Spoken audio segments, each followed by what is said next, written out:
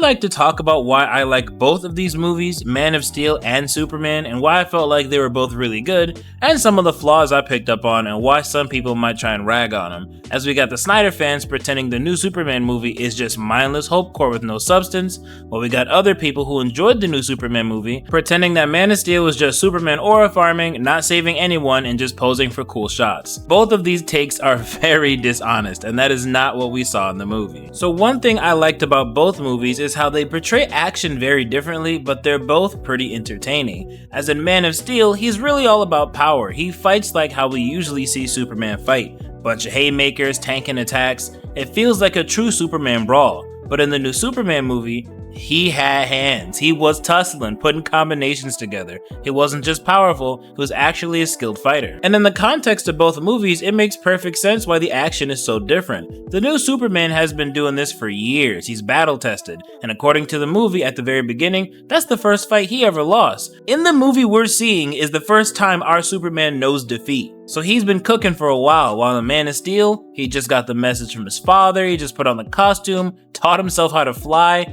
Yeah, he's not exactly a skilled fighter. And we can see the difference when he fights Zod, who's doing martial arts, and when he fights Feora, who's cooking his ass, because he's not a skilled fighter. The only advantage he had against the Kryptonians is he's been on Earth a little longer. He can control his powers better, he's been soaking up the sun more. It's the only reason he was able to fight him off as well as he did. And let's not pretend only Zack Snyder's Superman was aura farming. I know how Zack Snyder likes to make his movies. He's got these amazing shots and his cinematography, and sometimes that's all he does with no substance. But he must have had a nice conversation with James Gunn because his Superman was also aura farming. And I think it's just something Superman does when he know he beating yo ass, when he know the day is saved. Hell, sometimes by accident, like when that one lone woman after everyone else got saved, was about to get crushed by a building and he held it up, watched her drive off, and in the dust we see him rise above it. And it looked like he's really just watching her drive away, but it's such a cool shot. And when we're speaking about aura farming, I have to bring up the court scene in Batman vs Superman because people are being so dishonest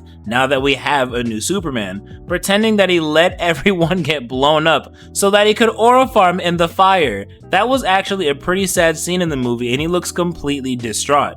Lex is messing with the mind of Superman and Batman so that he can get them to fight, and it's working. And people like to use BVS to talk about the way Superman shouldn't be, but that entire movie is literally the character at his lowest point. The world doesn't really trust him, he's still kind of wishy-washy on what he should be doing with his abilities. Lex is manipulating him and Batman, and it's just a low point for the character overall. Even with all that going on and his mother being captured and threatened with death, he still didn't even try and kill Batman. He went to go speak to him, something Superman would do. Batman continued to attack him, tried to hurt him, so he lost his temper, told him if I wanted it, you'd be dead already. And it's not like we didn't see David Cornsweat's Superman lose his temper at a low point as well, as we got the whole world turning against him when it's revealed that his parents wanted him to take over planet Earth and have an entire harem of women, so they don't trust him anymore. They're throwing shit at him, they don't want anything to do with him. Guy Gardner literally threatens him, so he loses his temper, tells Guy to back off. He has an entire identity crisis, starts to question himself. Like, these two Supermen have similar issues, but the movie portrays it very differently, and the directors execute the message they're trying to get across very differently. Cause we honestly could have seen him smile a little more, do his best to win the people back, maybe open his damn mouth instead of being so stoic all the time,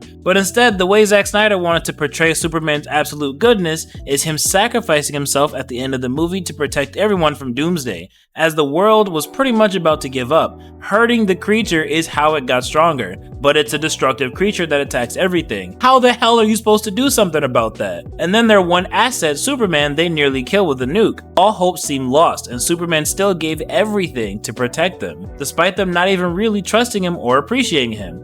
That's Superman. That's how I saw BVS. But I can also acknowledge that Zack Snyder's not the greatest at making coherent messages for everyone to understand. While in James Gunn's Superman, or in James Gunn superhero movies in general, if he wants you to get something, he makes it pretty damn clear. We got Superman saving squirrels in the middle of a battle, saving a little dog, saving a kid, doing his best to keep the kaiju alive while the Justice Gang murdered it, something he did not like. But when it came to Zack Snyder's version of Superman, or that universe in general, you were kind of split on what their morals really were. Mostly because it felt like he was trying to build up to what the character should have already been, and it took him too long and the universe crumbled because of it. By the time we get Justice League, Superman is meant to be the version of the character we all wanted. While the first movie of this new universe in Superman, He's already that. He's been Superman for years. We don't need to build up to something we should already have. As someone who genuinely enjoyed both versions, I can see the flaws and why each one worked in their own way. And it really just boils down to how the directors wanted to interpret the same character and give the same messages, but they handled it and executed it so differently. I just think the reason I'm able to enjoy these two is because I only see them as versions of the source material. David Cornsweet's Superman was very emotional and pretty easy to rage bait. That's not really Superman either. But when it came to Zack Snyder's version of Superman, he was way too stoic and sometimes emotionless, like when Zod is explaining his entire life story to him and it looks like he could give a shit, despite the fact that he did just take everything from Zod. Every director takes certain liberties when it comes to the character, and I think as long as they try their best to stick to what makes the character, I'm probably personally gonna enjoy it. But I would love to know how you guys feel about these two Supermen, what you think they got right or wrong, and more importantly, who is your favorite Superman? Either way, I hope you guys enjoyed the video, and I will catch you on the next one.